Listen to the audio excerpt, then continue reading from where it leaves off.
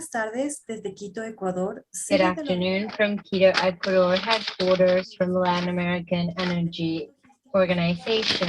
Welcome. For logistical purposes, do note that we have simultaneous interpreting available in English and in Spanish. If you want to access these services, please click on the interpreting icon located at the bottom of your screens. Over there, you may be able to choose the language you want to listen to. On behalf of the OLADE and the IDB, please be most welcome to the 6th edition of the Energy Week. We would like to thank the support of our sponsors, our strategic and media partners. We will now begin the panel for critical minerals for energy transitions, challenges and expansions of coverage for Haiti. This panel is made up of Roundtable 1, critical minerals for energy transitions, and Roundtable 2 on challenges and actions to expand electrical coverage for Haiti. We now begin with table number 1. The moderator for today will be Tai-Young Kim. Please, Mr. Kim, turn on your camera and microphone. Thank you, Karina. Good afternoon. Welcome to today's discussion on critical minerals. And I'm Tai-Young Kim from the International Energy Agency, IEA. It's a great honor to moderate today's session with distinguished panelists. Over the past few years, we have seen some growing momentum for clean energy transitions. Many countries and companies announced their targets to reduce their emissions to net zero by mid-century. And of course, these are yet pledges, but as they turn into actions, it implies a massive acceleration in clean energy deployment. But a clean energy system is quite different from the one fueled by hydrocarbons in a way that it needs a lot of minerals and metals to build. This is why the IEA released a special report exploring the role of critical minerals in clean energy transitions in May this year. So growing demand for critical minerals offers some new regions for go underground, but at the same time, with today's supply and investment plans, there are some risks of some looming mismatch between the strengthened climate ambitions and supply of minerals. And also the challenges are compounded by the lack of diversity in the production and also long lead time to develop new projects, declining resource quality, and also investors and consumers are calling for the sustainably and responsibly produced volumes are another important considerations. And Latin America and Caribbean region is already a major producer of many of the essential energy transition minerals. But there's a further potential for the region to reap the benefit from the growing demand while contributing to enhancing the diversity and reliability of supply. This is a topic we are going to discuss today with great speakers. Today, there will be 2 sessions. One is about we will hear from the Vice Minister Alvaro Arnes from Bolivia about his view about the region's prospect and opportunity and challenges. And then we will have a roundtable discussion with some great panelists. We will first hear from Ms. Kimberly Harrington, Acting Deputy Assistant Secretary, Bureau of National Resources at the U.S. Department of State. And then we have Mr. Aniel Sebastião Mendes, the Director of Department of Transformation and Mineral Technology at the Ministry of Energy and Mines in Brazil. And we also have Mr. Andreas Fiodak, Director of Small-Scale Mining and Undersecretary of Artisanal and Small-Scale Mining at the Ministry of Energy in Ecuador. And finally, we have Mr. Christian Gisler, the Lead Energy Specialist at the Inter-American Development Bank. First, I'd like to turn the floor to the Vice Minister Alvaro Arnes to share his insight and the view on the topic. The floor is yours, Vice Minister. Thank you so much, Mr. Tai. I appreciate your introduction. Hermanos de todos los países latinoamericanos, Centroamérica. Dear brothers and sisters from the Latin American and Central American countries, I humbly send a warm welcome to all of you.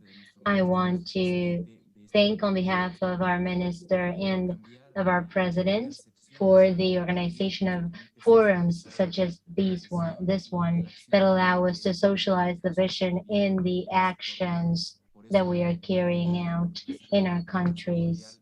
So I want to first sincerely welcome you and thank you for this Energy Week that you have organized.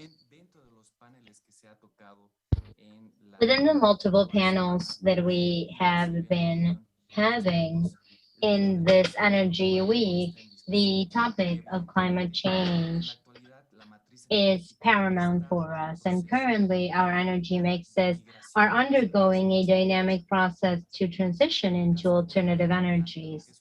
In the Bolivian case, and considering a global energy scenario, we know that natural gas is the first link between fossil hydrocarbons and alternative energies, because this is a particular fuel that among the hydrocarbons contaminates the least. But in the case of the region, and of course Bolivia is part of it, we are moving towards a transition of hydropower and alternative energies, but yet we still have a great resource, which is lithium. The United States Geological Agency has conducted a survey. And this particular survey shows that there's a capacity of resources of 21 million tons. But Bolivia is actually trying to industrialize lithium quite speedily. We have several resources available to do this. Our particular lithium resources are now going into tenders so that our salt fields might be used for lithium extractions quite quickly. It is worth noting that in these salt fields, for the 2021 management, we will be conducting a pilot project in order to massively industrialize lithium.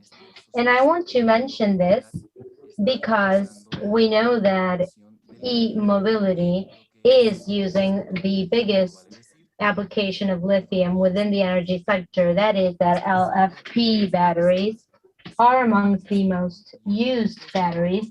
They combine iron and phosphorus for electromobility. And that is where Bolivia will be trying to focalize its production initially of cathodes. And then later on, we will be including batteries. And for that, we will be using iron and phosphorus. And we do have mineral reservoirs for these resources as well. Considering that the prices of lithium have been increasing and they cost around $30 per kilogram as per the last sales that we conducted to a Chinese buyer, as a matter of fact.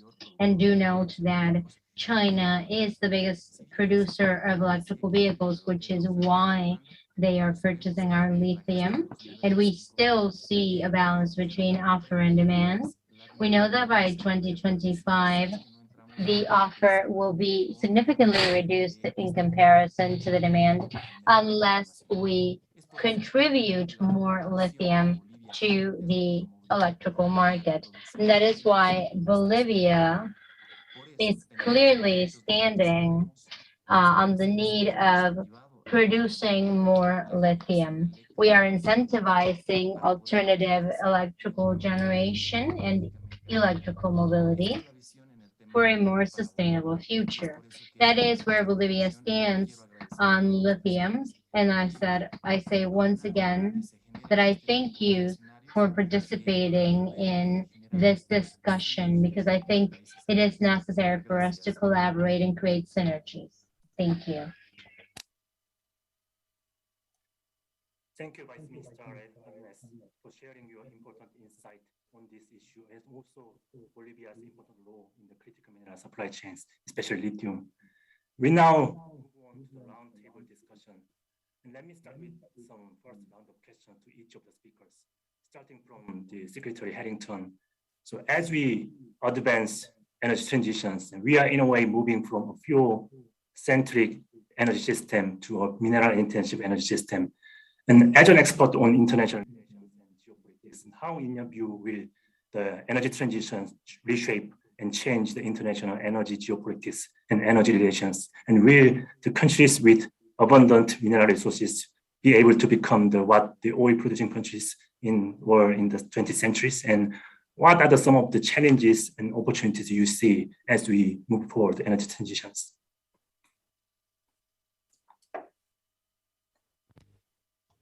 Great. Well, thank you. Thank you so much for the question and for having me with you all today.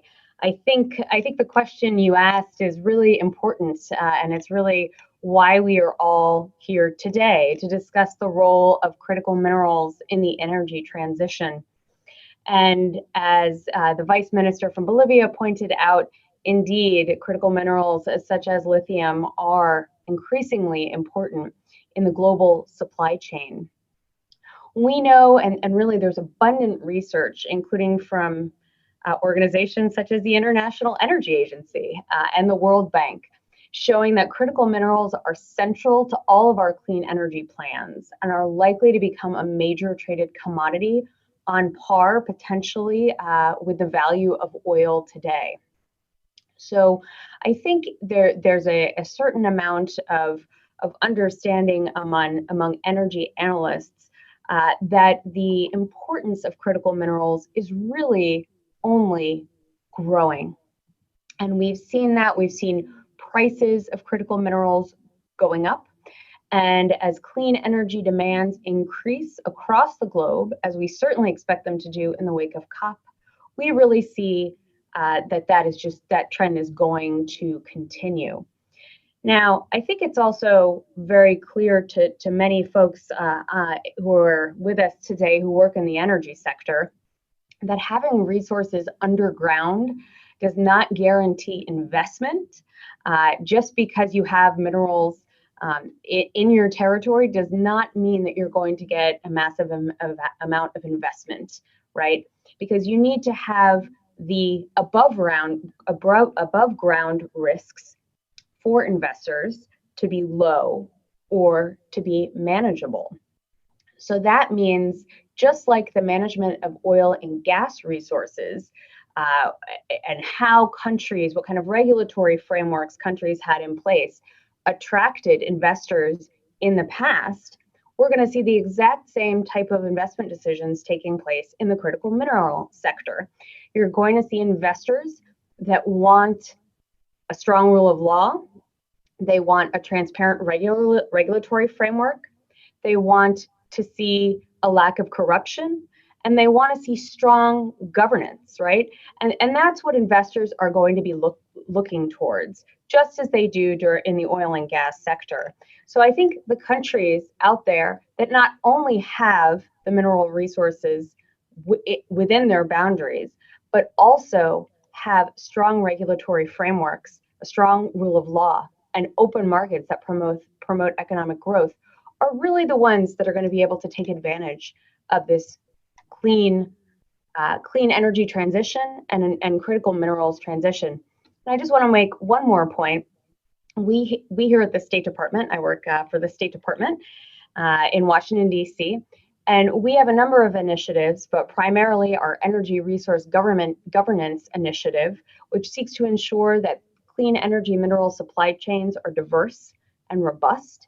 And we have a number of programs actively engaged throughout the region in Latin America with our partner governments and to ensure resilient supply chains for critical energy minerals. And that is a program that is really, it's something we're very proud of. It's something we continue to plan to work for increasing our partnerships within the hemisphere, and specifically on minerals like lithium.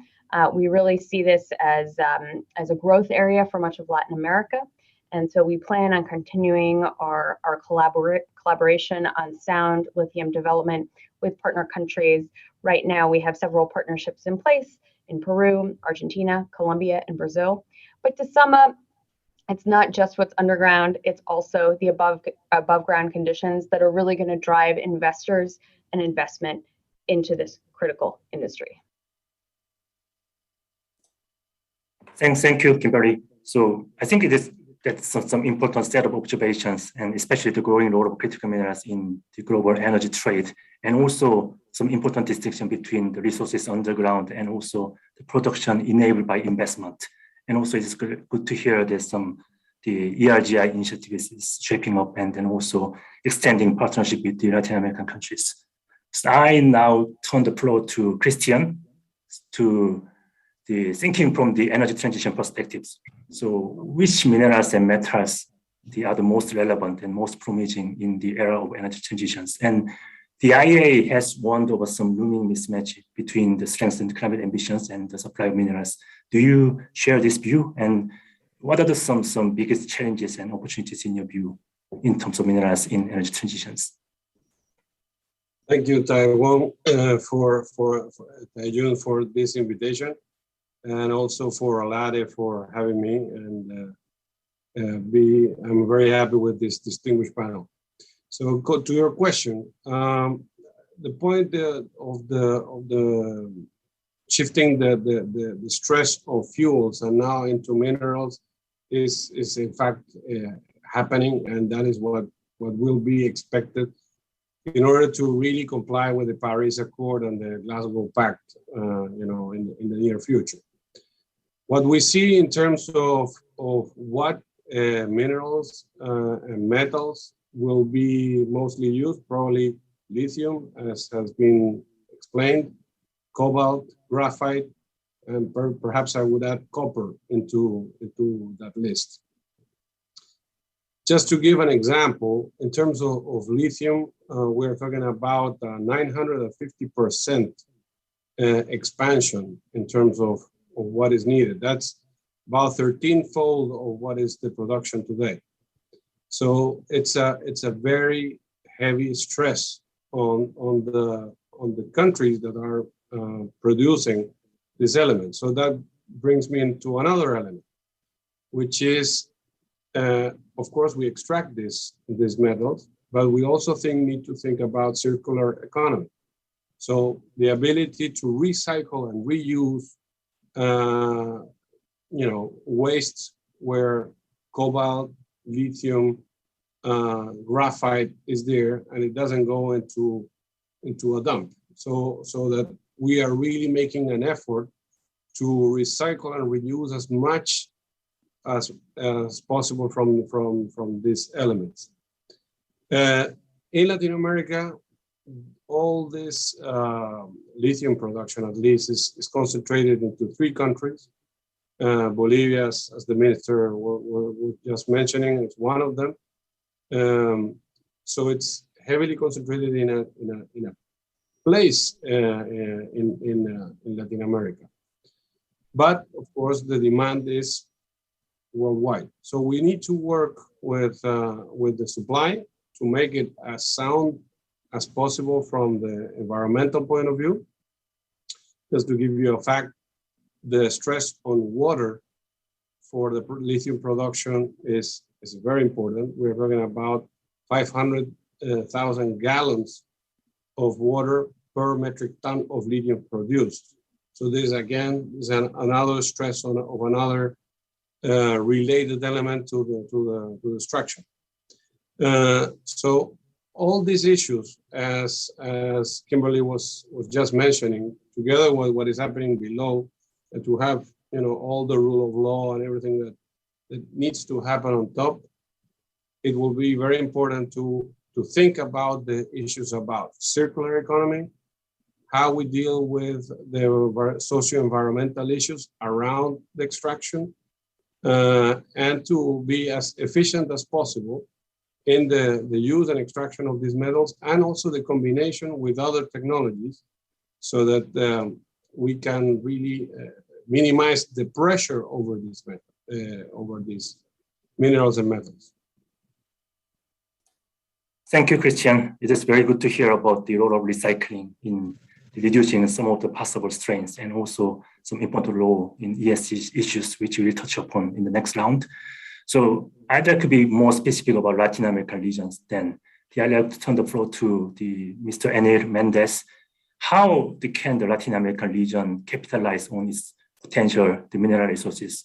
What are the relative strengths and weaknesses of the region compared to the other regions? And also, we know the Brazil is the major producer of iron ore, but what are some plans or activities on the energy transition mineral space, like the copper, tin, bauxite, and others? So maybe you can also introduce some of the activities Brazil is pursuing. So floor is yours, Anil.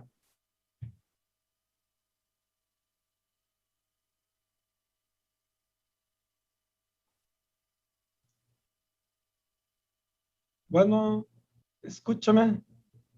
Can you hear me? Okay, that question was for me, right?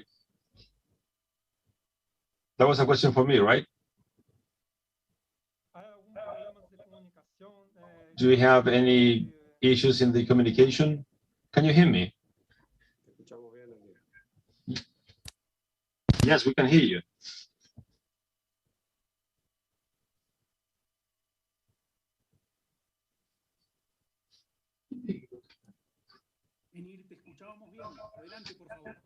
Enil, we can hear you. Please go ahead.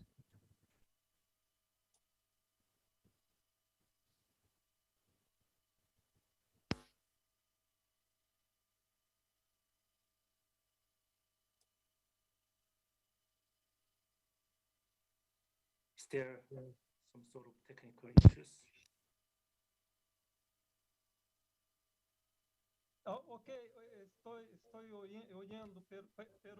Okay, I can hear you, but I didn't understand the question well. What was the question about the strength and weaknesses and the potential of mineral resources in Latin America and the Caribbean? Is that the question? Can you hear me? Okay.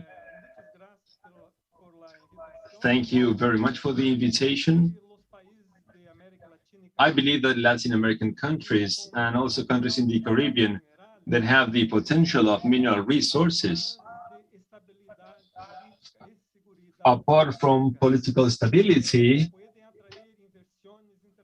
may attract international investment with additional technology to develop the supply chains or the production chains, and not only exporting raw materials. The actions that are implemented by the mining sector highlights factors of environment protection, social responsibility, with a more open relation, a more transparent relation with people, improving governance. Also, the countries need to have a strong policy of technology innovation to add value to productive chains and to strengthen the internal market and the regional market for end products of their productive chains, such as battery production, magnets, photovoltaic cells, and electric vehicles. It is important to plan and carry out investment in integration projects for infrastructure and logistics, together with mining projects for the regional development. Several countries in the region have a huge potential for the energy transition required. Some of these countries already produce minerals, and some others have possibilities to do so, as the case of lithium in Bolivia, that is in the production phase for the industry. They need to have resources for investments in the implementation of mining projects and in research and technology, generates an external dependency on credits and investments. This can be a barrier for the countries in the region. in the field of science, technology, and innovation, countries in the region need to structure cooperation through different processes that can be formal or informal, on-site or through platforms. For that, they need to define alliances for technology research in a collaborative way. Thank you. Thank you, Mr. Mendes. So you also share the view about the important role of investment in unlocking a lot of this potential. And also great to hear you mentioned about the role of technology innovation in this picture. So I'd like to turn the floor to Andreas Biodak about Ecuador. So Ecuador is another country with some large untapped potential for mineral resources from gold, copper, silver. So what policies is Ecuador is developing to bring this potential into the reality? The floor is yours, Andreas. Hello, Taejoon. First, I would like to thank Dilade for the invitation for this panel. And now going back to the question, on August the 5th, the newly elected president, Guillermo Lasso, signed an executive order number 151, which promotes efficient and responsible mining. To make a brief summary of this executive order, I'm going to cite the 5 major cornerstones. The first one is the regulatory framework and the legal security. The second one is the attraction of new investments and mining development. Third one is the eradication of illegal mining. Fourth one is transparency. Fifth one is the promotion of legal and responsible mining. Now I'm going to take the question to do a little advertisement about Ecuador. Ecuador has great exploration opportunities. Only about 10% of the surface of Ecuador has been explored. There are 8 identified areas all over the country with geological and structural characteristics that have high mining potential. In these areas or districts, a total of 3.17 million hectares are free to be explored or concession. Last week, in a summit called Ecuador is Open for Business, the Minister of Energy announced that the cadastre is going to be open in January 2022 for the process that were left behind when the cadastre was closed in 2018. And in the last quarter of the 2022, we're going to open for new investment and new concessions requests. So it's going to be a pretty exciting year from 2022 and beyond for Ecuador for mining investors. Thank you, Andreas. It's great to hear about the potential of Ecuador and also some of the activities you are doing to unlock this potential. And I'd like to stay in the Latin American region and then maybe turn to Kimberly about to share your view on the regions and what are some strengths and weaknesses of the region and how do you see the potential for the region to unlock the potential of mineral resources? And also there are some tasks to do for Latin American region to scale up investment and also strengthen its mineral supply chain. So what are some key actions the Latin American countries need to take in your view? Sure. Thank you.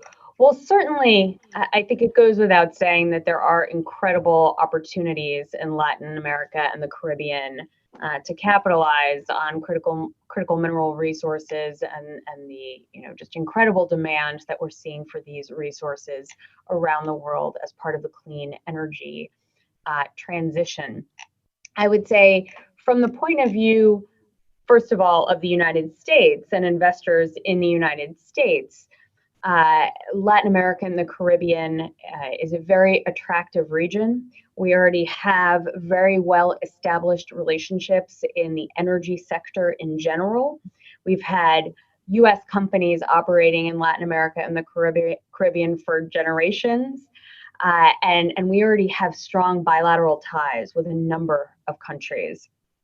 So I think from the perspective of the United States, we want to double down on and really increase those investments with our partners that already have these strong relationships. And I think U.S. investors are very eager, willing, and used to working in Latin America. So that's all positive. Like I mentioned before, I think the other thing is that there are a lot of Latin American countries that really are taking the steps needed to build a mining sector that is transparent, has a strong rule of law, and has good governance in place, right? And that's what investors look like. In addition to our energy resource governance initiative, which I spoke a little bit about before, I also want to talk a little bit about the role that the Extractive Industry Transparency Initiative plays. And many of you are probably familiar with the EITI, the Extractive Industry Transparency Initiative, which promotes open and accountable management of oil, gas, and mining globally. I happen to represent the United States on the EITI board now. And there are several Latin American countries that have joined EITI and are really making strong progress towards meeting that standard. And additionally, these implementing countries are increasingly using the EITI standard as a platform to monitor environmental impacts. For instance, just to give one example, Peru's latest EITI reports have included information on relative regulatory agencies, environmental sanctions by those agencies, and Colombia, to give another example, has published a thorough guide on all environmental related payments, including the applicable regime and responsible agency. So countries that are EITI implementing members really have an advantage in a number of ways, including their dedication to transparency, to showcasing environmental impacts, to showcasing the different resources that go to the government from these industries and how they are used to advance the people in a given country. So I just want to underscore that this is something that's ongoing in many Latin American countries, and I would encourage countries that are not yet members of EITI to consider joining EITI.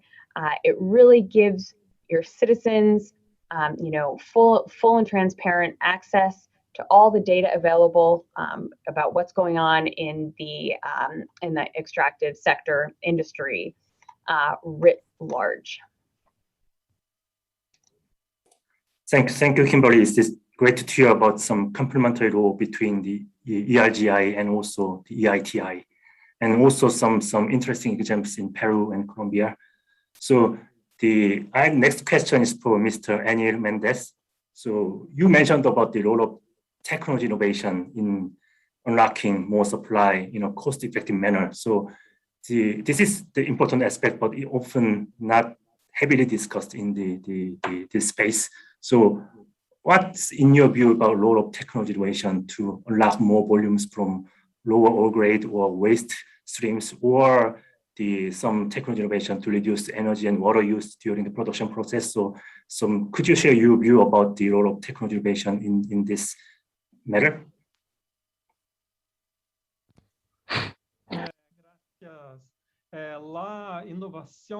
Thank you. Technological innovation is fundamental for a better use of natural resources in a more efficient and balanced way. Following the precepts, of course, of circular economy. Circular economy in mining is possible, just as much as technological development and innovation are possible within the entirety of the value chain, from research to extraction to mineral transformation, all the way to the reinsertion of metals and minerals that have been recycled and back in the beginning of the value chain. The future mining mainly depends on technological innovation of the sector that will enable us to adopt the premises of sustainable mining, such as the use of renewable energies, clean energies in the productive process. We also want to see a rational use of water with a high percentage of water reutilization, the application of advanced technologies for the processing of minerals to provide for a higher recovery of processed mineral resources, the use of resources generated, and proper disposal of non-used waste. I think the biggest added value of the product of mineral extraction should also be considered. We need to achieve a balance in carbon capture.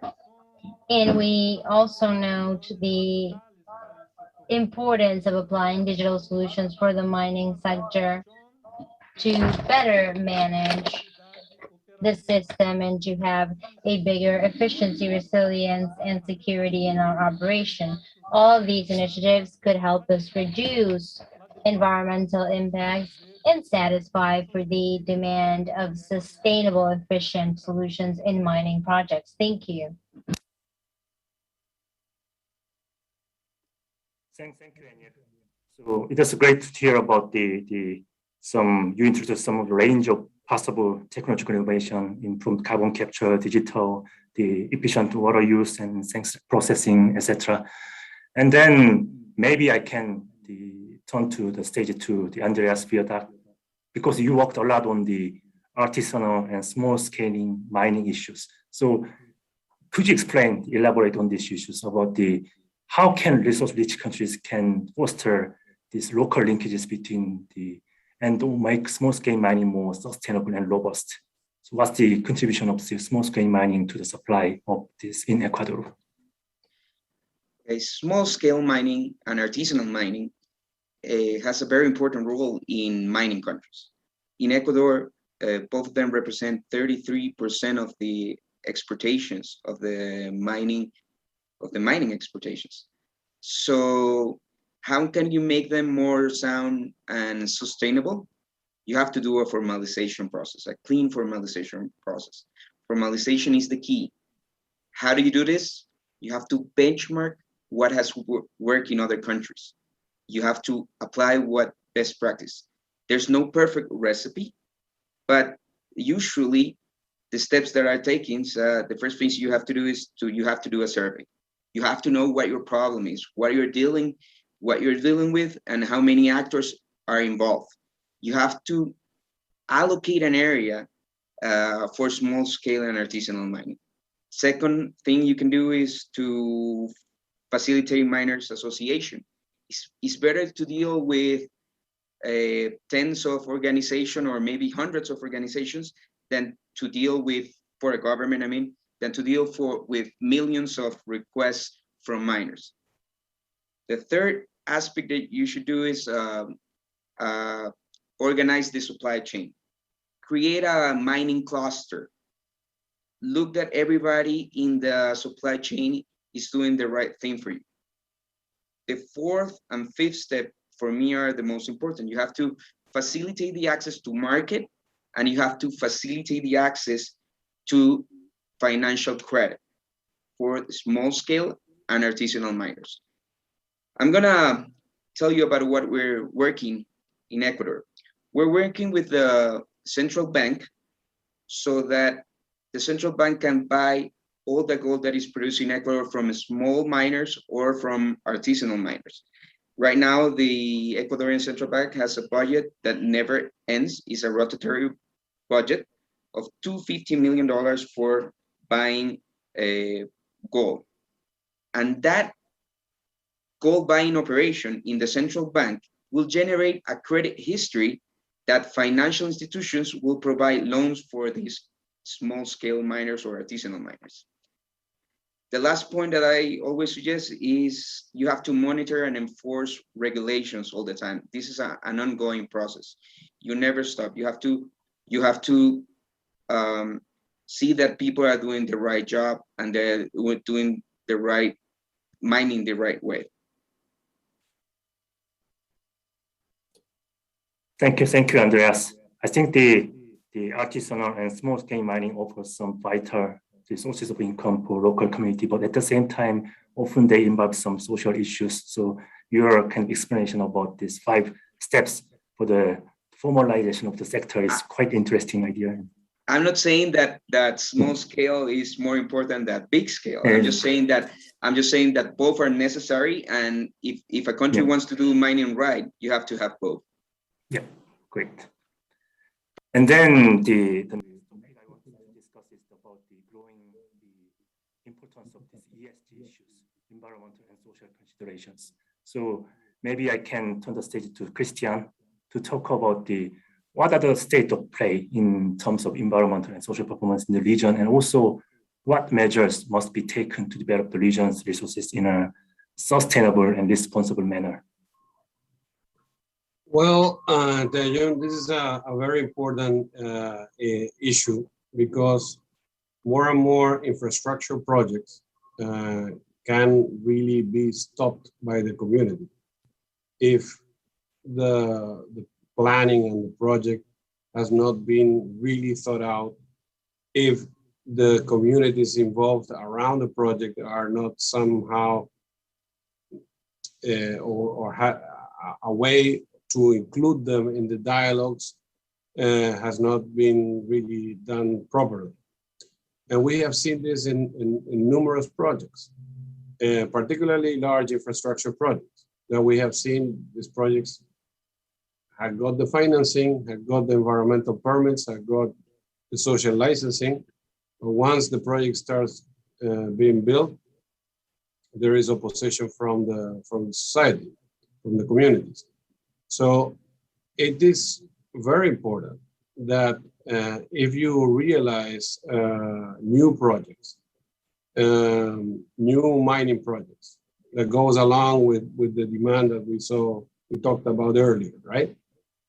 This has to be very much in line with consultations with the community. The community has to be more involved somehow in the project. The community has to be proud of the mining project that is happening alongside their village or community or whatever.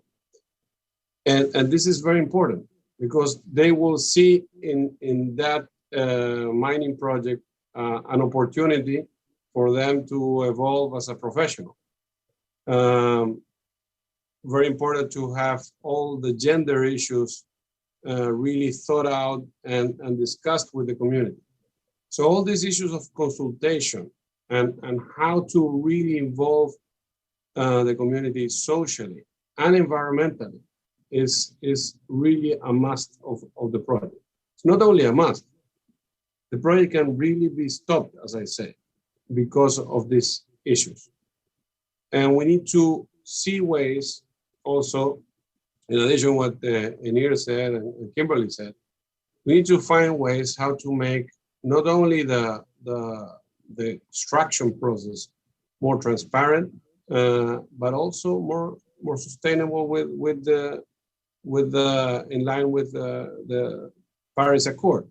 So it is important that if there is a new development, that this development really encourages the use of renewable energy, that encourages the use of perhaps green hydrogen in the processing of the minerals and metals, that the waste is minimized.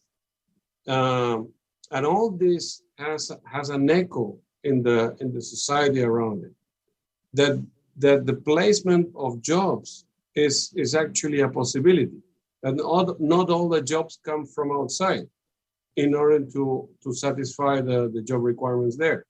So that somehow the community see the value of having such an important, mining / infrastructure project around their community. So all these issues need to be taken into consideration very early on in the design of the projects. Otherwise, you might have issues going forward.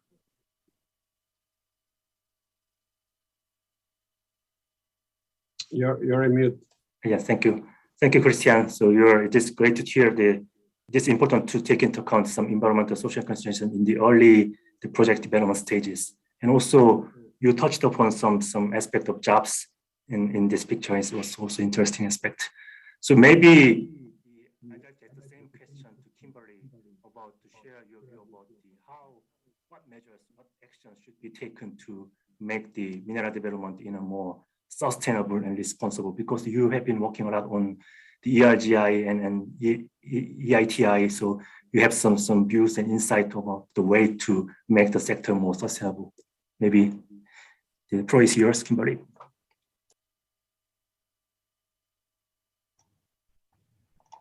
Thanks. Yeah, like I said, I mean, I think having a sustainable mining sector is so key to any country to really have long-term investment. And from what Christian just mentioned, whether it's, early on consulting with communities, not just at the beginning, but really through the life cycle of any project, to having high environmental standards, to having a strong regulatory framework, to having a strong rule of law. All of these things play into a healthy, robust, and sustainable mining sector. I can just share one example from the US right now. The Biden administration is very committed to, even within our own shores, to having the most transparent and sustainable mining sector that we can. And one of the hallmark, or one of the key policies coming out of that, is robust and thorough consultation with Native American and tribal authorities in the United States before there's any major infrastructure project that is permitted. And that relates to oil, gas mining, but also really any major infrastructure project that might disturb tribal land in any way. So I think that is really the hallmark of a well thought out and long-term mining sector that has community buy-in, that has community support. I worked in Colombia for 4 years on energy issues, and I saw repeatedly the urgent need to consult with local stakeholders early, often, and throughout the life cycle of any project. Really, if communities don't feel like they've been consulted, like Christian said, you're inevitably going to have major challenges. Thank you, Kimberly. It's just great to hear that there's some importance of this local stakeholder communication, consultation, and in the project design phase. And maybe another topic I'd like to touch upon is the about investment and the financing, because we mentioned about the importance of investment and financing multiple times. So maybe maybe question to Anil Mendes, how easy or how challenging is it to engage with investors and financial community to attract capital for the new project development? And as the energy transition gains some momentum, so do you see some shift in terms of sentiment about investment in mining and processing facilities? Or also, in your view, how serious the investors and the financial community about some ESG aspect when they are making investment in the mining sector? The floor is yours, Anil. Gracias. No es tan fácil. Thank you. It's not that easy to attract investment for new projects. To do that, we need to consolidate value chains that are sustainable, that are also resilient, reinforcing best practices that are related to the environment. Some of these aspects are important to make the most of the investment opportunities at international level. Also, they are looking for regulatory stability and legal security are crucial to attract investment. Also, to adopt public policies for the necessary transition to clean energies. to be knowledgeable about the mineral resources that are required for the energy transition and the potential of having new mineral resources. Latin American countries, both in Latin America and the Caribbean, need to consider their potential mineral resources to define cooperation agreements that focus on the opportunities to invest on renewable energies from the European Union, the States, and other countries. For that, they need to set out the guidelines and policies that add value to their productive chains and ensure investment in innovation, in technology innovation through alliances with the private sector to attract international investment. For that, it is necessary then to have projects that are well structured to reach prospective investors all over the world. An aspect that is really relevant is that companies need to adopt SDGs, topics related to governance, environment, and sustainability, in order to base their investment strategy, such as practices that can add value to their business. In that sense, communication is crucial to implement actions that have broader consequences, both socially and environmentally. We believe that the international financial community should be concerned and should be committed to the energy transition towards clean energies and all those aspects related to the SDGs.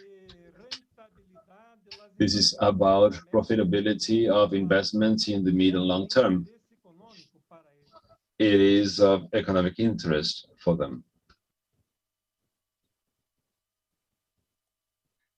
Thank you, Enel. It looks like there are some more scope for more actions to attract capital to this sector.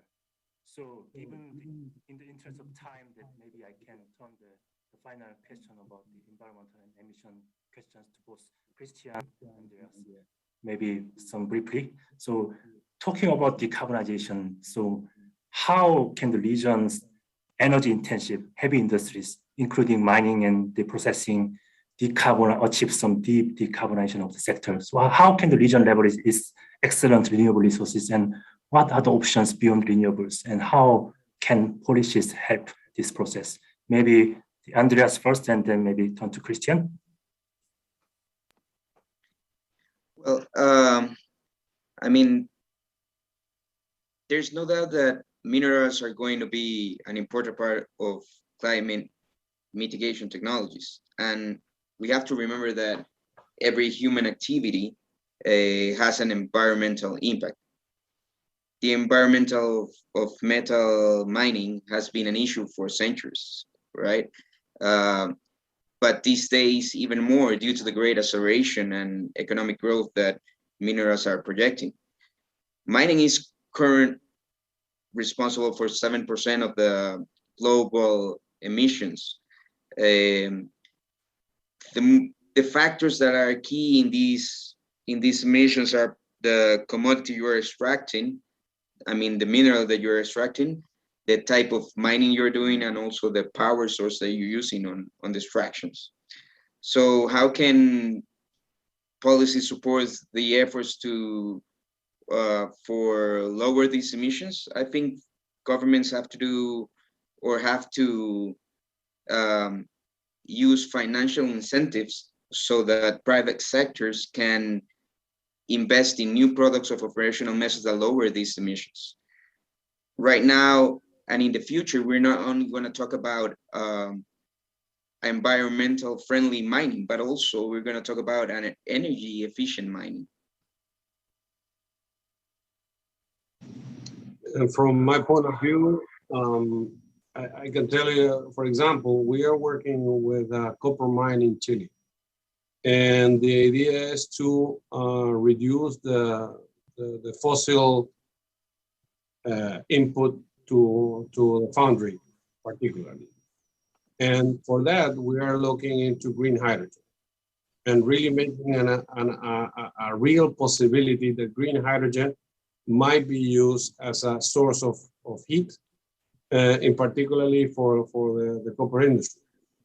But also, if we go a bit beyond this and beyond, is also the causes of the extractive industry like cement and iron for steel. Green hydrogen produces also or can be used as a reactant in the reaction for the production of cement and for the production of steel. So that means that the footprint can be reduced substantially. So coming back to what we were saying before, making the projects, the mining projects, greener in terms of the amount of fossil fuel diminished as much as possible. And that amount being replaced by new, cleaner fuels, for example, green hydrogen. Or eventually bringing on carbon capture and storage technologies, like for example, when you use natural gas, for example, and capturing the emissions of natural gas so that you can use that natural gas in the system, but without emissions.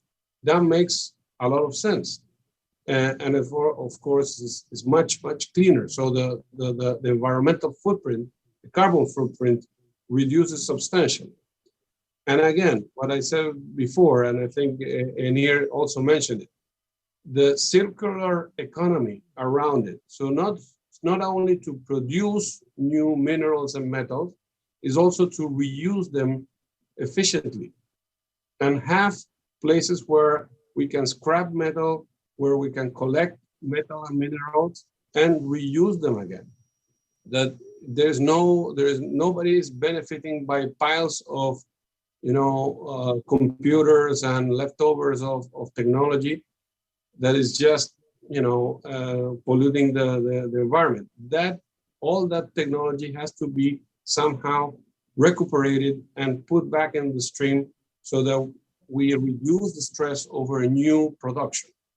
But the new production definitely needs a greener and more let's say less intensive carbon footprint than the one that it has today. Thank you, Christian and Andreas. This is really interesting and really outstanding insight.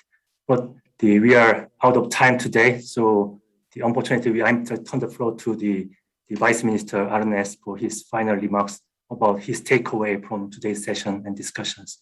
Now, floor is yours, Vice Minister Arnes. Thank you, Mr. Tai. I would like to summarize what Kimberly, Christian, Andres, and Anir already told us, especially in the topics that you already mentioned. It's pretty important, the legal security. And as the communities has to know before the approval of these laws, for example, has to enrich all the laws in order to be part of all the projects, for example, for lithium projects. And especially all the profits that we are going to make as a government has to be the first quality of these profits has to go to these communities. And of course, environmental issues. For example, new technologies has to go hand by hand, but these technologies, definitely. And the law security has to show these visions from the governors to show all the communities and all the countries that the environmental issues are the best importance in the for all the governors. So, for example, here in Bolivia, we are trying to put in a highest level the environmental issues in DLE pilot process. That's why the most qualifications in the pilot process is going to be, the direction is going to be for the environmental process. So I would like to grateful and all the greetings for your comments, and thank for all the efforts in order to make this kind of establishments and know-how about the critical minerals. Thank you, Mr. Tai. Thank you, Vice Minister. I'd like to conclude today's session by saying thank you to our excellent panelists, Kimberly, Anil, and Andreas, and Christian, and Vice Minister Arnes. So really outstanding insight. So thank you also to the OLS team for organizing this event, and many thanks to all of you who joined today's session online. So have a wonderful afternoon, and thank you again for joining. Agradecemos a nuestros panelistas que nos acompañaron. We would like to thank our panelists for joining us in Roundtable 1 on critical minerals for the energy transitions. In only brief minutes, we will begin with Roundtable 2 on challenges and actions for the expansion of electrical coverage in Haiti. We would like the audience to remain connected to the session.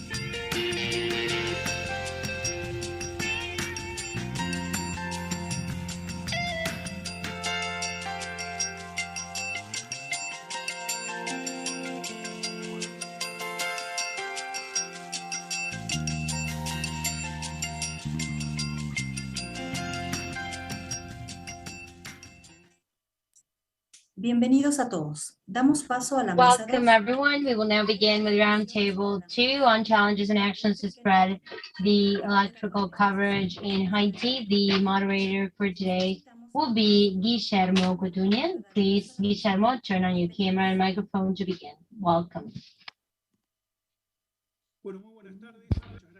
Good afternoon, everyone, and thank you, Karina, for introducing me. Good afternoon, everyone. We participated in a very interesting panel just now, and now we are moving towards another important component of sustainable development, which is energy access. As you have been following us this week, we already conducted a couple of sessions on that last week, but today we will focus on Haiti. This roundtable is called Challenges and Actions to Spread Electrical Coverage in Haiti. I don't want to waste time presenting this further. We have 4 panel members who are already connected today. So I want to very briefly introduce the 4 panelists that we have for today, and then I want to move into the conversation. We have with us Alison Ashambo. Hi, Alison. It is a pleasure to have you with us. I have the bios of the panelists in English, so it is easier for me to continue in English. Alison Archambault is president of Earth Spark International, non-profit incubator for companies that can deliver high-quality energy services to underserved communities with a focus on rural Haiti. Earth Spark has also built Haiti's first town-side solar power smart grid, launched a second grid, and secure 9.9 million from the Green Climate Fund. Also, Alison penned Earth Spark's feminist electrification methodology, which won the UNFCCC Momentum for Change Award for being a real world example of what climate action looks like. Previously to this position, Alison worked in clean tech in the US on grid integration planning for large-scale renewables and on sales channels for residential solar and storage. Welcome, Alice. We also have Jumernid. Welcome, Jumernid. I will just read your short bio. Engineer in renewable energies, graduated from Technological University of Tula Tepeji in Mexico, and she's currently doing a master's degree in project management at Rice University in the USA. She's a young woman leader. Jumernid is passionate about reading, entrepreneurship, fitness, and renewable energy. So welcome, Jumernid, to this panel as well. We have also Unai Arrieta Salgado, sorry. Unai Arrieta, she's from Catalonia, Spain. He has experience with rural electrification projects, especially with the mini grids. He covers a wide range of interventions from technical assistance to the MTPTC, the ministry in Haiti, in the creation of program for the public-private promotion of mini grids. He also collaborated with our organization, with OLADE, in a replication project of the Brazilian Programa América do Sol for Peru, for Honduras, and for Guatemala. Welcome, Unai. And we also have here Joseph McLeave. Please, Joseph, activate your camera. Also, Jumernid, if you could activate your camera. Joseph he has 7 years of experience in the energy sector in Haiti. First, he was an electrical-led engineer at a thermal power plant for 2 years when he carried on the maintenance and testing of several electrical equipments as part of the generators. He has a master's degree in electrical engineering, specializing in microgrids and sustainable energy production in Syracuse University at New York. He was a research assistant at electrical engineer department of that university, and he's now currently working as the off-grid energy manager at the energy cell of MTPTC, the ministry responsible of the energy sector in Haiti. So, welcome everybody. Thank you for being here. And I will just start with a general question for the four of you, and then maybe we can move on to another specific question for each one of you.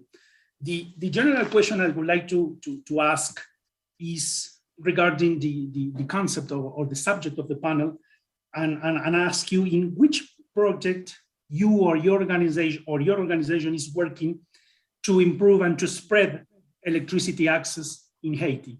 Let's begin with Alison, if you please. Thank you. Hello, everyone, and thank you so much for having me. I took the liberty of adding a backdrop here, which is an example of a generation system for one of the EarthSpark microgrids in Haiti. So we have 2 functioning microgrids, which are town-size infrastructure, mostly powered by solar energy. And we have plans to build another 6 to a couple dozen in the next couple of years.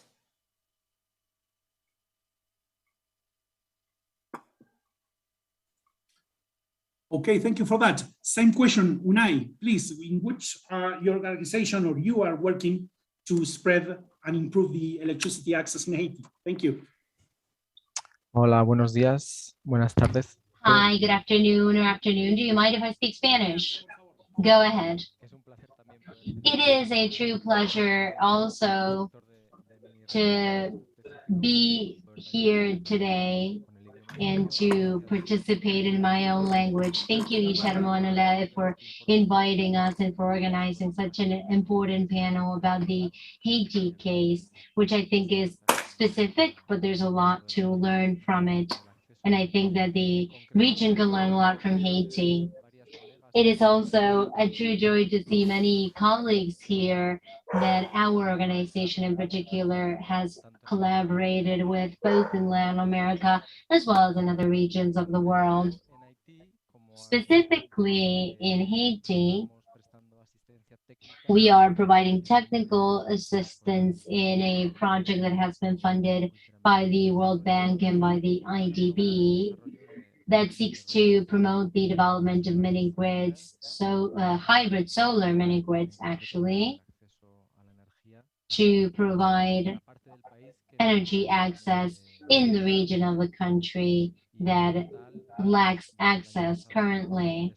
And as of last year, we have been conducting multiple actions, and concretely, we have been working with a program called VIII that calls back to the idea of a lighthouse and seeks to promote the use of mini grids.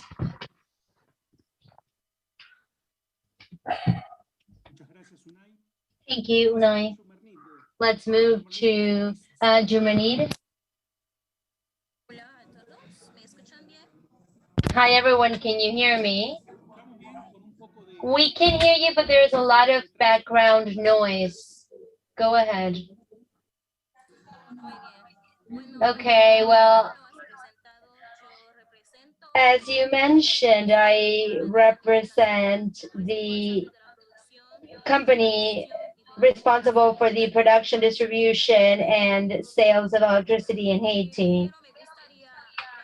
And I would first like to talk about the challenges that we come across as a company.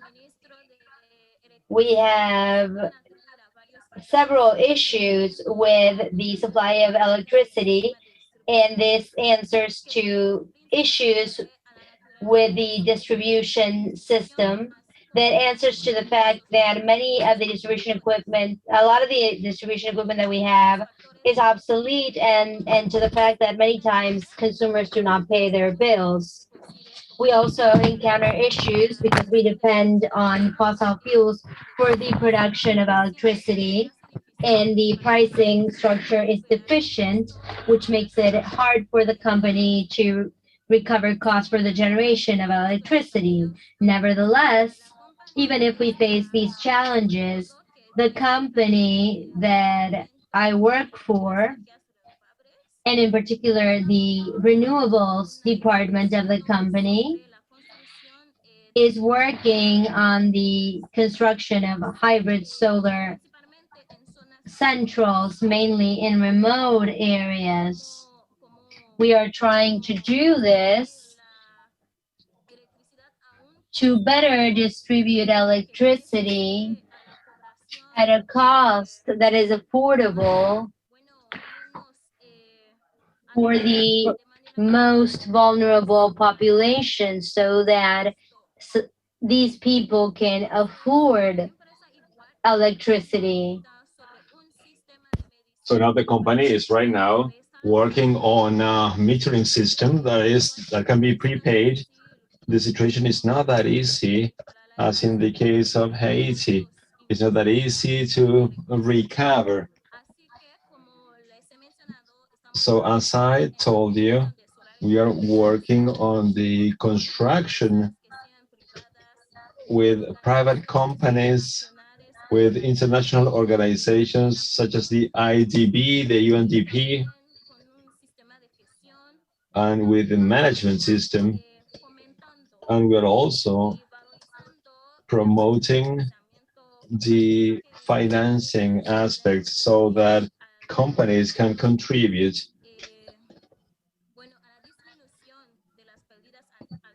through the reduction of the measures implemented.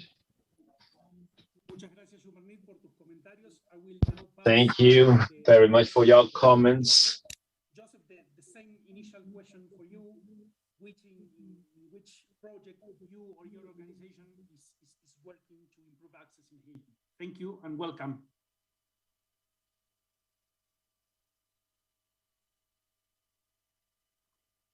Joseph, are you there? You are in mute. Okay, can you hear me now? Perfect. Good, okay. So hi everyone. Thank you also for inviting me in that panel, and I'm very glad to be part of these panelists, the good panelists here. So thank you again. So as you know, I'm working at the energy cell of MTPTC, which is the ministry who is in charge of the energy sector here in Haiti. So at the Energy Cell, we are supporting energy project, specifically in the management and development side of it. We are implementing several energy projects and providing technical supervision of some programs within the focus of the development of the sector. With close collaboration with NRC. NRC is the national regulatory authority here in Haiti. So now, for example, we are working on several projects, such as we have two projects, the SREP project, scaling up renewable energy project, and CTF. They both financed through World Bank. Okay, so the SREP project has several components in there. So the component one is where we are building a solar PV plant with storage tied to an existing grid in Haiti, specifically in the south region of Haiti. Right now, we are launching the EPC in the coming weeks in order to find a developer. Okay, and the component two is related to mini grid, where the government designed it to offer subsidies based on the number of connections and the fraction of renewable energy, specifically in rural areas. So that overall market can reach 1.5 million of people or 300,000 connections. So right now, in 2019, we launched the first tender, the first mini grid tender, RFP1, request for proposal 1. And right now we are in the final phase to sign concession contract with 2 developers. The second project, CTF project, is more related to solar home system project. Solar home system project, SHS, and we mainly solving the point where we want to sell good products and certified products in the country, toward the country. So the starting point is we go with Lighting Global certified products with a business model of pay-go or cash. We also have Energy Cell also working on a project with IDB, financed by IDB, and it's called Amase, and which has several components as well. One component is also a solar PV, 2 solar PV plants that should be built in the north of the region, the north region of the country. And the second component as well, considering subsidy for mini grid projects in Haiti. So one of the main, as I'm an off-grid project manager, one of the main project we have here in Energy Cell is a project called FAR.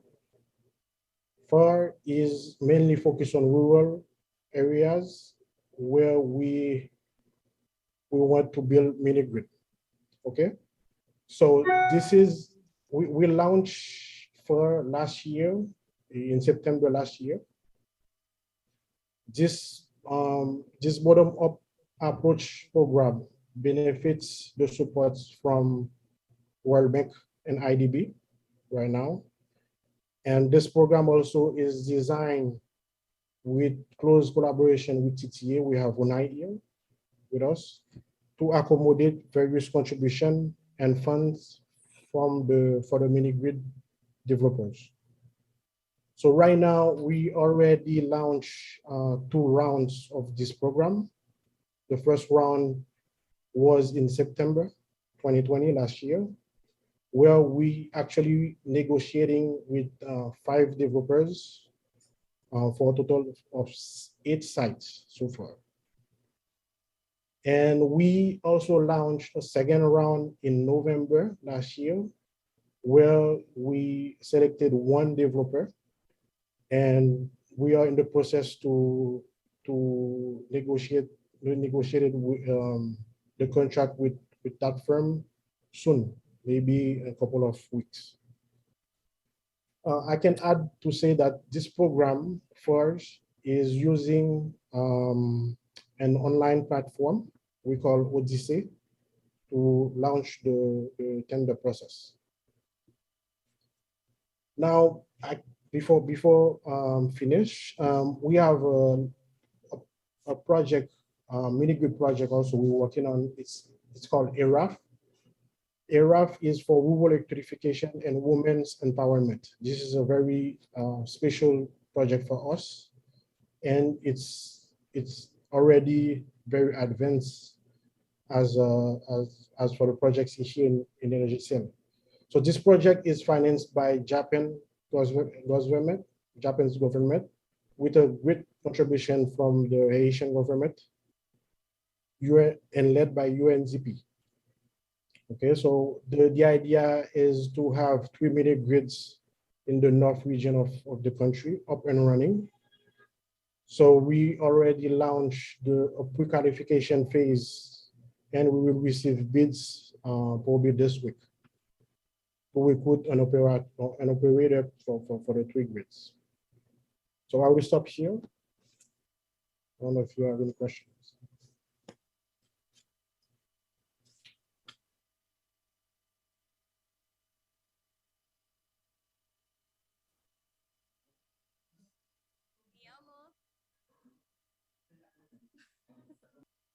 Very sorry, thank you, I was muted.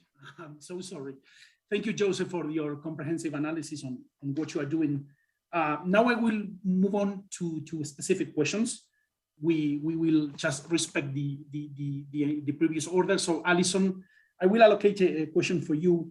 How could Haiti's relatively low level of electrification enable the country to leapfrog directly into a more resilient and higher quality energy services than what is currently standard in the region?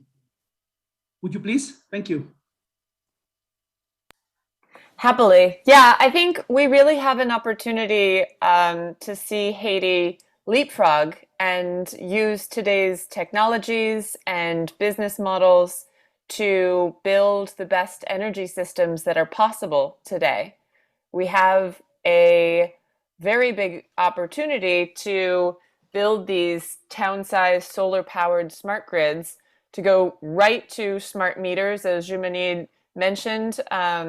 We also use smart meters as a core technology, but they're not just prepay meters. They're meters that really enable demand-side management, true smart grid functionality, that when you're bringing electricity to a town for the first time, you get to work with the people there to define how service should work. And so we're going for all of our future grids to 100% renewable energy. That's not a sort of belief-driven decision. It's a cost-driven decision. It is extremely expensive and very difficult to manage fuel supplies in these rural areas. And our grids currently are 96% solar energy, with a little bit of diesel backup, but those last kilowatt hours of diesel are the most expensive and the most difficult for us to manage and lead to most of the downtime in our grids. So these big concepts that people at the COP and real big smart grid people are talking about for where the electricity systems of the world need to go, we actually get to build in miniature with participatory governance, which is the other side of this.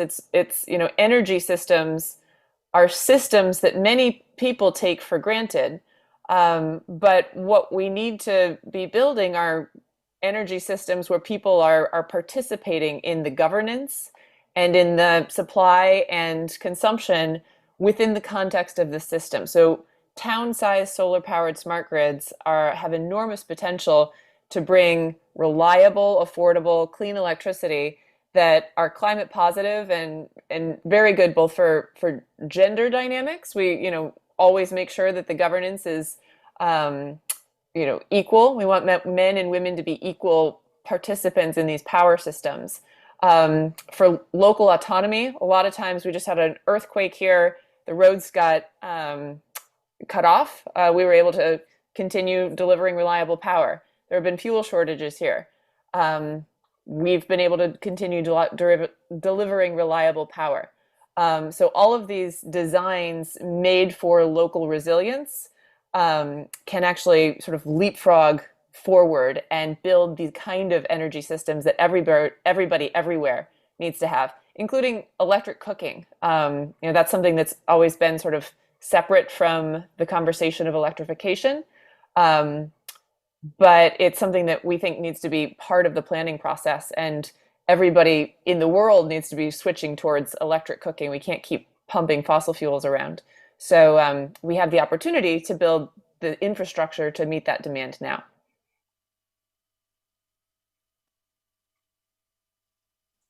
Thank you so much, Alison. It's very interesting what you have told us regarding the leapfrog and this last one, that to Haiti to have the energy system that everybody has in worldwide. So that is an interesting concept. Thank you for that. Paso a Unai, al castellano. Unai, también pasamos. So now, Unai, let's switch languages, and please tell us, what do you think are the main challenges that the country has to face when it comes to the increased access to electrification? Thank you.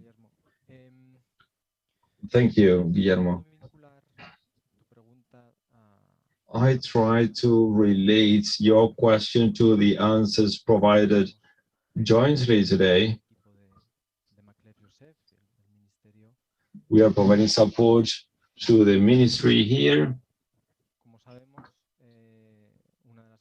As you know, one of the specific features of the country is the great deficit of access and the large number of people that lack this basic service. Because of this, and after years of not being able to provide service to all these people, some years ago, as Maglev has stated, there was a first bidding process of mini grids. And as Alison told us, once we have the mini grid, that is a technology solution, at least for the beginning, that can be part of the solution. We observed that in the first bidding process,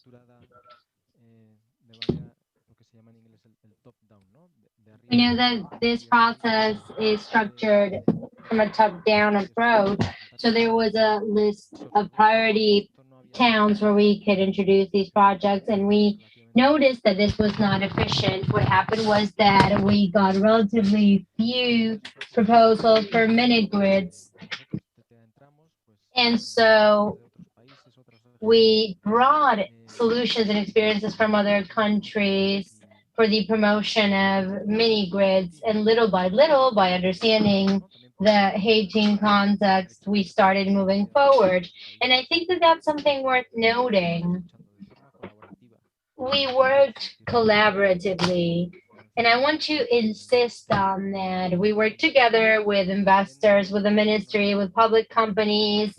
We also got together with multiple companies that were had a participation in the mini grid sector in Haiti, because we wanted to understand what their experiences were like.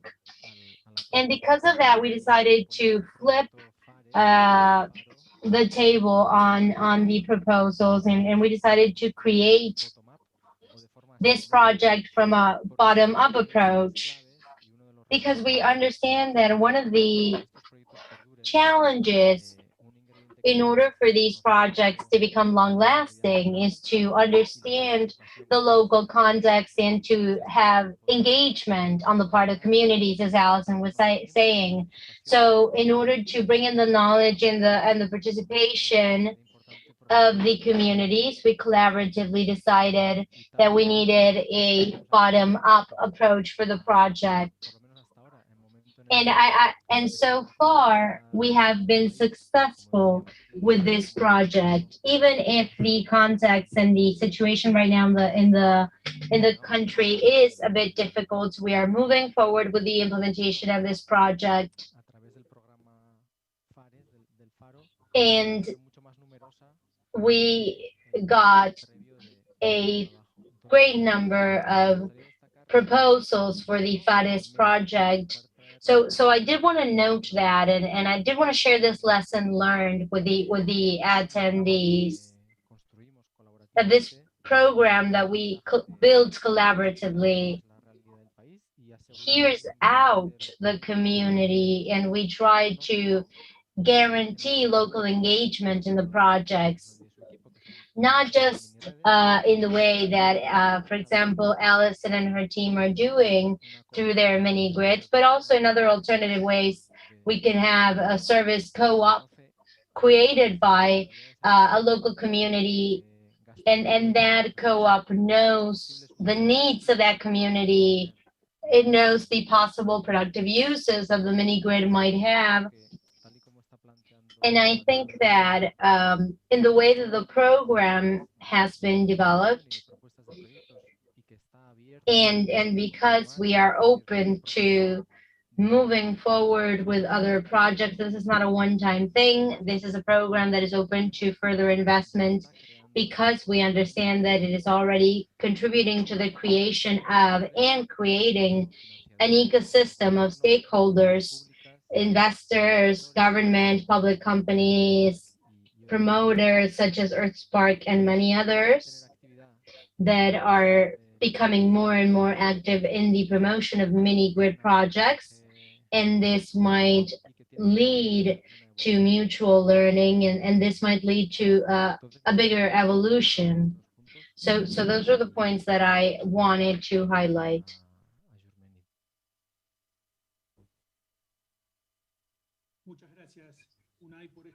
Thank you, Unai. You mentioned how the bottom-up approach is better than the top-down approach, and that actually empowers communities. So I think that's a great message. Now, going back to Jumanid, you mentioned before that the deficient pricing structure and the lack of payment from consumers was a challenge. And it's interesting to know that even if these are issues in Haiti, one should still teach consumers to pay for their utility bills. So could you expand on this? Could you discuss how the process of expanding coverage in Haiti should go hand in hand with the need to pay for utilities? Thank you.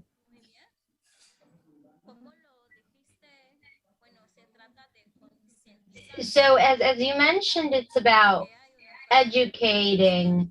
We know that there is perhaps a lack of education on the part of public and private companies to explain this to consumers. Even if right now we are implementing a prepaid measurement systems,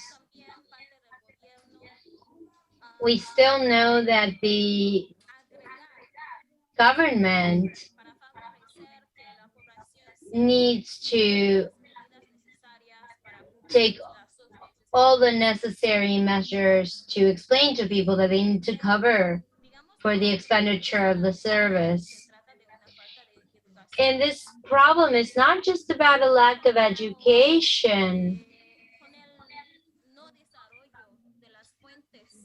But it's also about the fact that we are not focusing too much on the development of renewable sources. And given these two things, I believe that we are looking at the situation extending. We know that in our country, we're using gas, natural gas, for the production of energy. And it is normal then for those tariffs to vary depending on the price of that particular fuel. So in my view, the first thing that we should seriously think about is how to develop more renewable sources that will allow for a reduction of the load on the energy generation systems. By having new green plants, we will be able to reduce losses in transmission as well.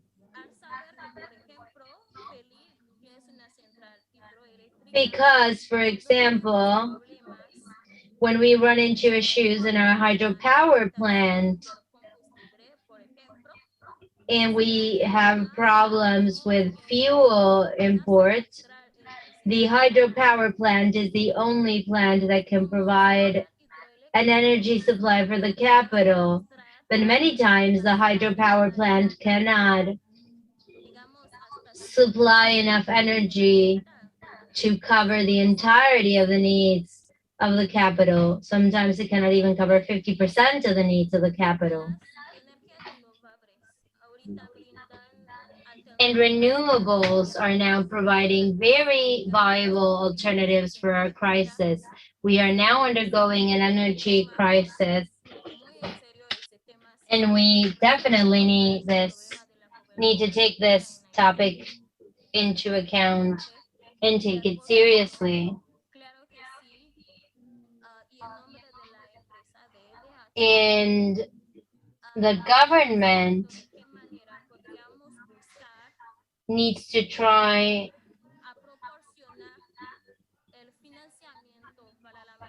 to provide funding and get funding to improve the network and the grid infrastructure to mitigate the problems that we have in the distribution.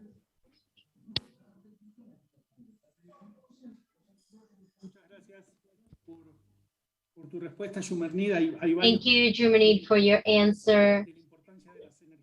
You mentioned the importance of the penetration of alternative energies. You also mentioned another global issue, which is how volatile the price of fossil fuels is, especially at times such as these, where especially in Europe and Asia, the prices of fossil fuels are on the rise for multiple reasons, which makes it so that we also feel the backlash in our region and in countries such as yours, such as Haiti, where you are importing fossil fuels. You are not only feeling the fiscal impact, but the energy impact as well. To ask you this, if I may, how is the government putting in place an environment enabling projects to support with addressing the energy access gap? If you please, thank you.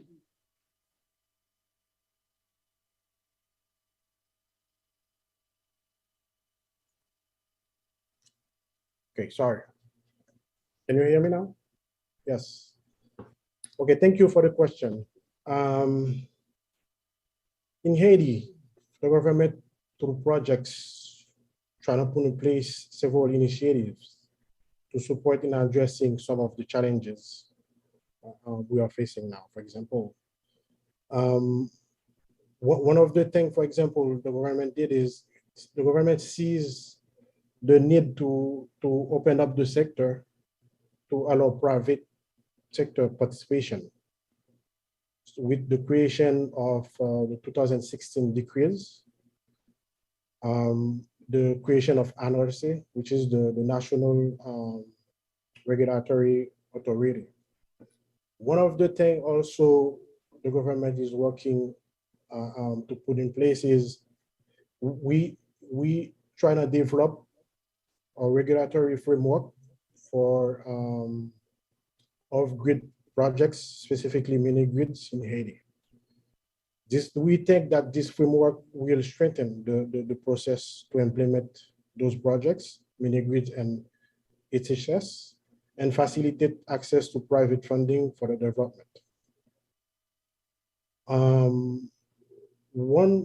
One point also we think, which is very important, is the access to viable data on the demand side, for example. We already developed geospatial studies with the support of World Bank and IDB for our previous project, the RFP1 and the forest project. So we did that using GIS maps. These GIS maps were developed using Illustrate software with information obtained from on-site verification and customer demand estimates.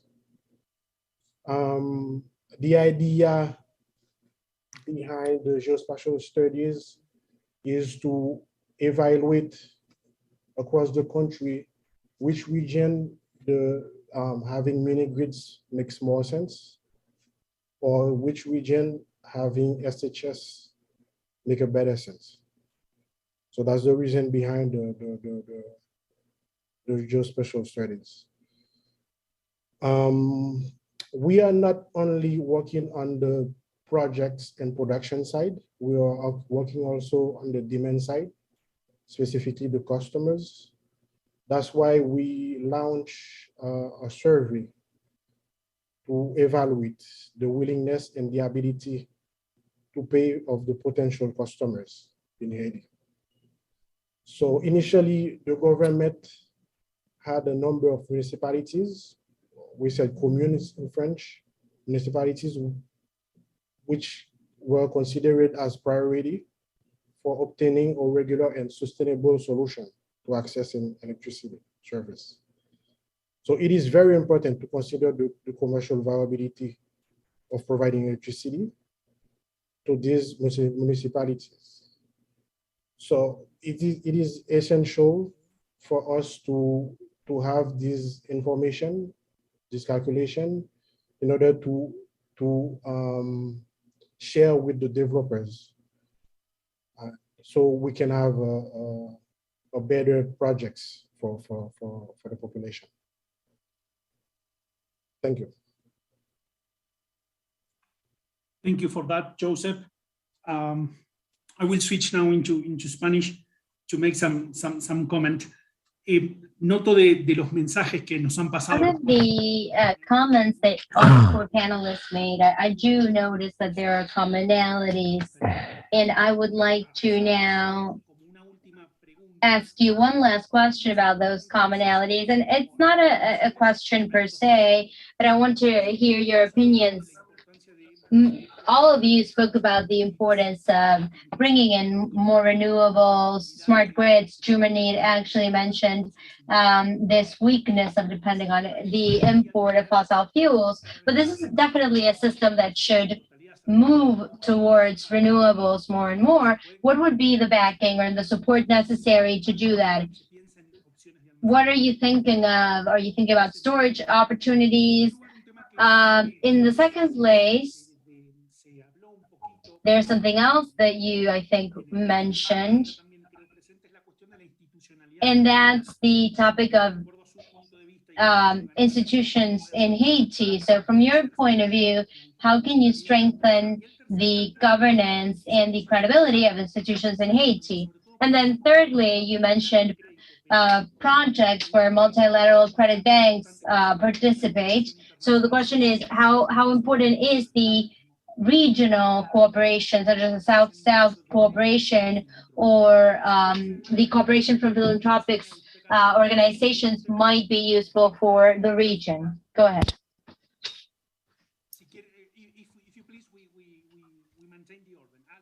Okay, sure. Guillermo, yes to everything. I know it was posed to as a question, but yes.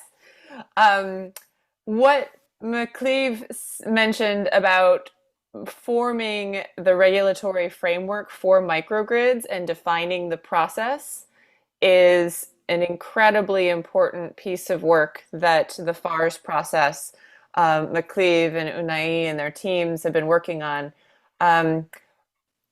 First point of your question, we talk about solar plus storage plus smarts. So we're done with diesel. It's too expensive and too difficult, but we don't just want to, build an enormous system for the worst case scenario and just accept that is the very expensive CapEx because that's, the best we could do and we want to maintain reliability. We also don't want to downsize the system and say, well, this is all the money we could afford, so we just won't be able to deliver a reliable system on those cloudy, when it's 5 days cloudy in a row, and demand is high. Neither of those are acceptable. So we need smarts in there too, so we can manage the supply has to equal demand with storage in the middle. Well, we can work with our customers on demand side management programs. So at those, few days or a few weeks, a year where throughout the year we have low insulation and high demand, well, then people have special tariffs, just like here in the United States, the utilities, your customers can opt in so utilities can cycle their air conditioners. With our smart meters, we're able technically to do something similar, and we're actually quite excited about working very closely. It's like half technology and half anthropology, about just talking with people about what really makes the most sense to them. So solar plus storage plus smarts enables us to keep costs low enough and keep reliability high. And then on the what's next? Yes, I mean, we're a nonprofit and we are launching businesses. So philanthropy has gotten us this far. We've turned on the first, this was the first solar powered microgrid in Haiti.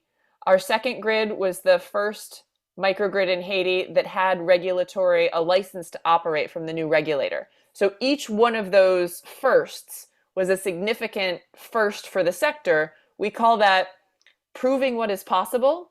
When somebody came and looked at this right after we turned it on, an official came from Port-au-Prince and turned to me and said, Allison, now nobody can tell me that this is not possible. I see that solar energy is powering this town.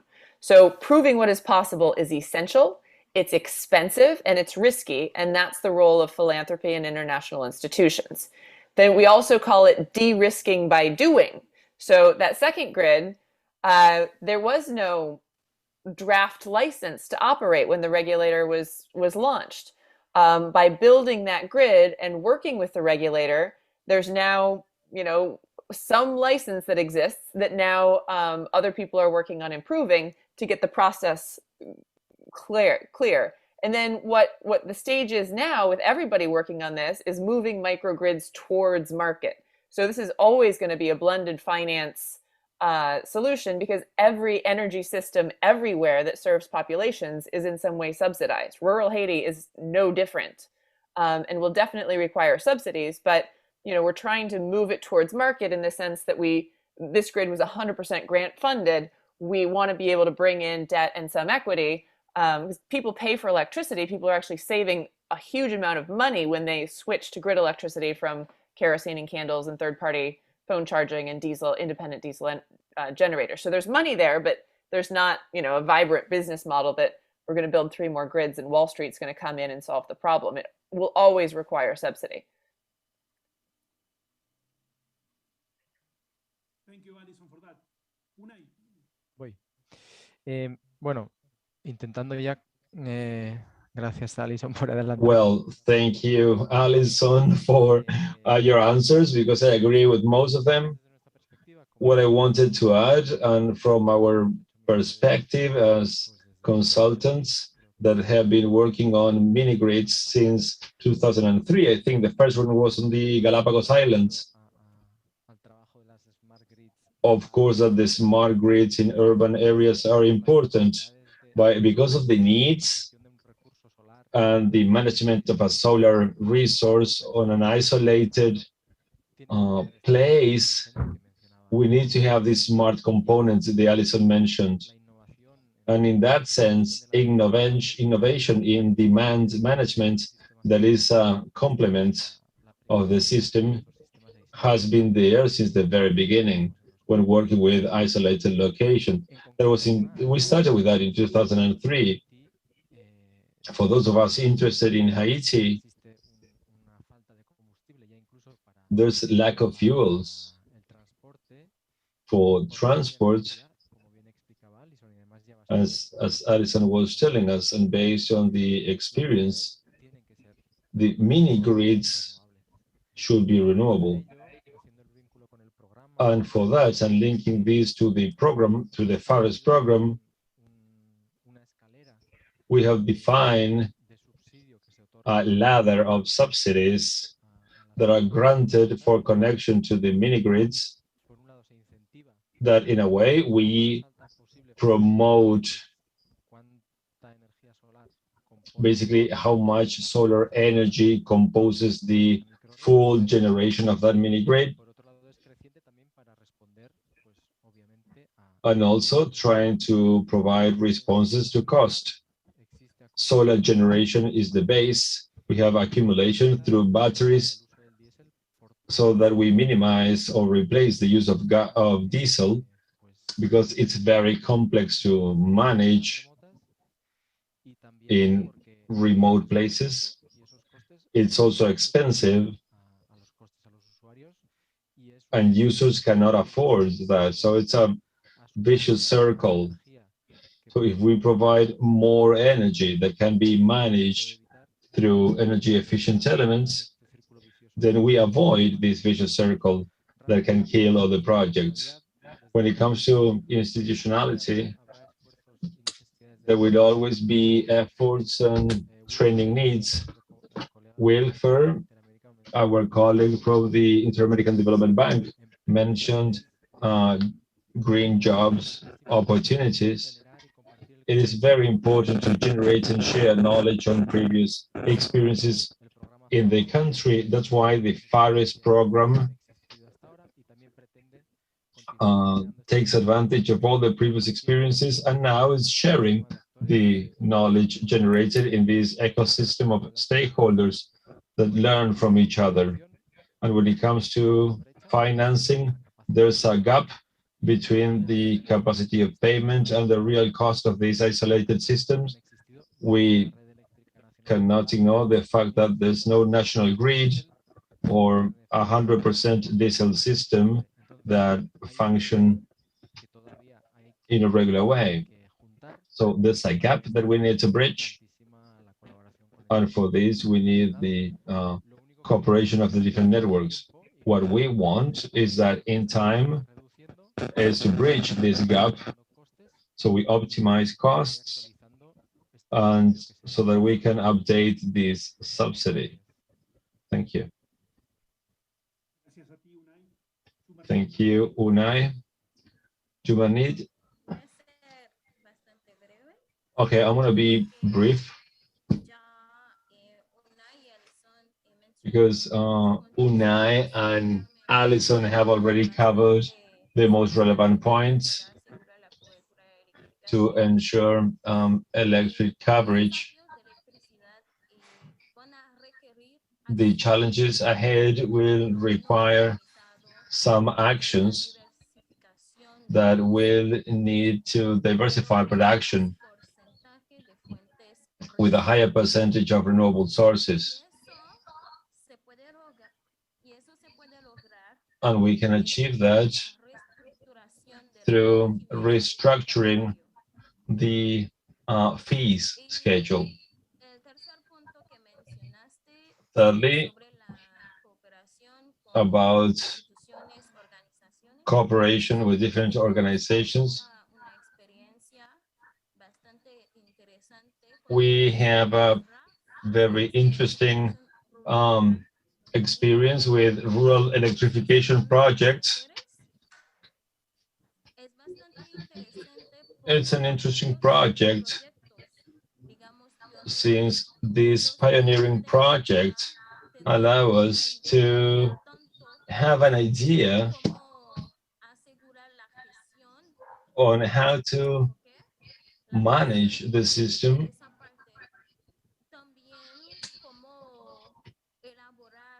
and also how to draft future projects, taking into account what can be achieved and how to improve access to electricity. So that collaboration is very interesting. And we have different cases like Moto Organizé and UNAI. Also, we'll see with UNAI the possibility of solar stations with Ashakmed batteries. So we believe it's worth considering all these aspects. And we won't be able to achieve this without policies that adapt to Haiti. Thank you, Shumanji, for your summary.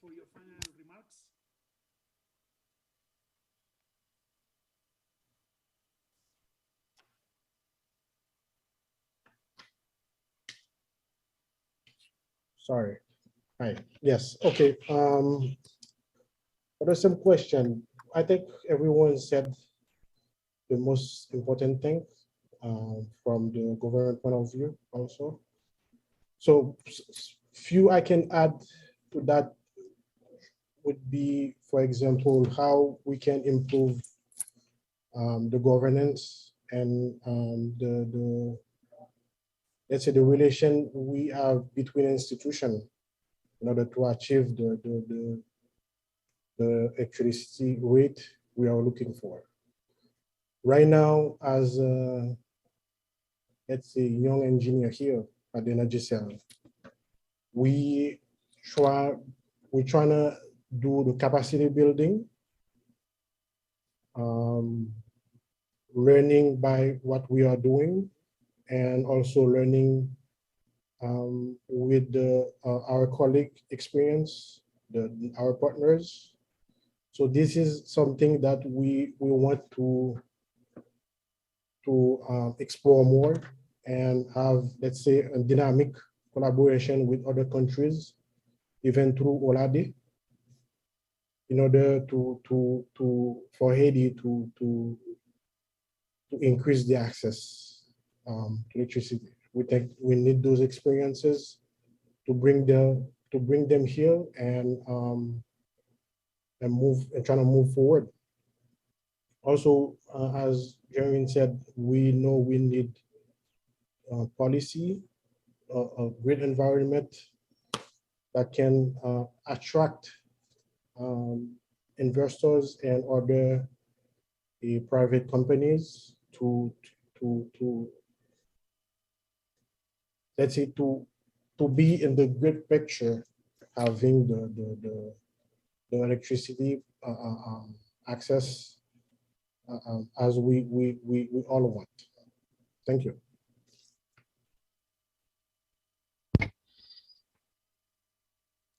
Thank you so much, Joseph, for your... Muchas gracias, Joseph, por tus comentarios. So now we are in the wrapping up. One more additional comment from Olade. Haiti is a member state of the Latin American Energy Organization. In Olade, we are always concerned about the situation in Haiti, especially after the last earthquake. The government talked to us in order to reach and to let all the other member states know about this and provide assistance. And we do know that many of our members have responded to that call.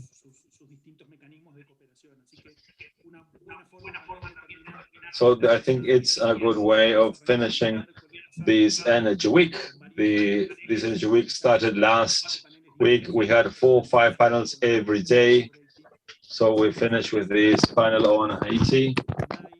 So thank you very much, Alison, Joseph, Unai, for your flexibility and your willingness to talk about this topic. this topic is perhaps not that discussed in other international forums and webinars. So I think it was important to hear your voices. And I want to thank all of you, especially you, Nai. I think it's about 11 p.m. in Barcelona. Perhaps you might want to be sleeping, but you're here working. So thank you. Thank you, Allison. Joseph, thank you so much for having been here with us. Gracias. Paso la palabra a Karina. Thank you very much. I now yield the floor to Karina. We want to thank all of our panel members who joined us today on this roundtable for challenges and actions for the expansion of the electricity coverage in Haiti. And I also want to thank all the attendees who participated in the 6th Energy Week. Tomorrow, we will have the 51st meeting of ministers of OLADE, the main governance body of our organizations. You are cordially invited to our inaugural sessions. Then we will be live broadcasting in our YouTube challenges. Please also note that we have social networks where we will be broadcasting the session as well. It is a pleasure to have been with you here today. Thank you, everyone. See you tomorrow.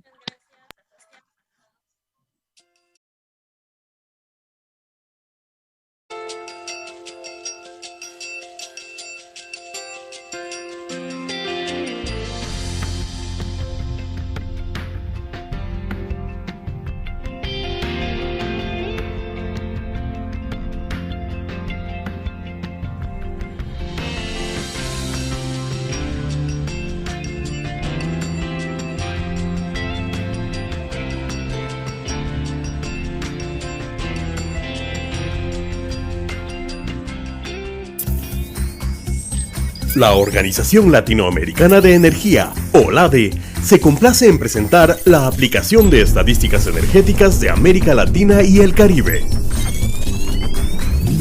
Es una aplicación ágil para la consulta de información energética nacional y regional, que facilita el acceso rápido a cifras relevantes y comparativas.